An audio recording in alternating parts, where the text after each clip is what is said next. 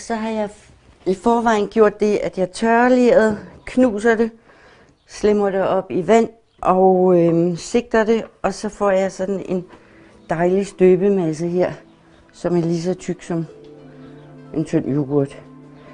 Lene Fensholt har været uddannet keramiker i 40 år, og i alle 40 år har hun haft et fast element i sit arbejde, nemlig en tekande af ler.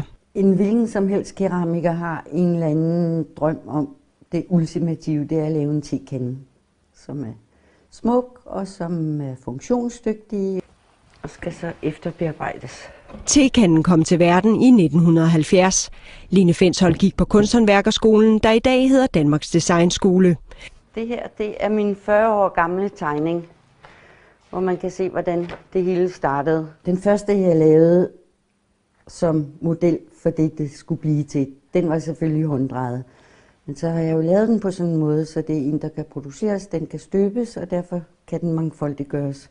Og så starter man måske med at forære en til sine forældre, en til sin søster, en til venner og bekendte, og finder ud af, at de er faktisk glade for den, og så fortsætter man.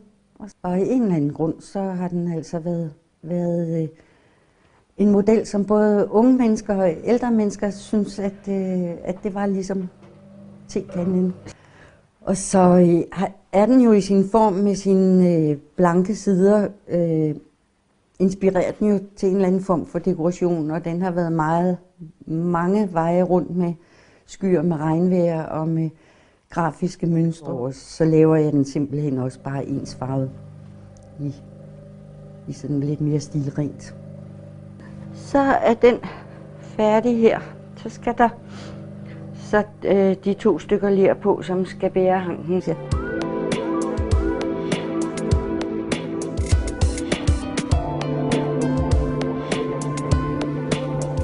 Lene Fensholts tekande, som i øvrigt ikke har noget andet navn end bare tekande, er stadig den dag i dag med i keramiksamlingen på Danmarks Designskole. Jeg tror, det er sådan, at den er funktionsdygtig, og at den er, vil jeg håbe, folk synes, lidt ydmyg i sin, lidt uprætentiøs i sin form.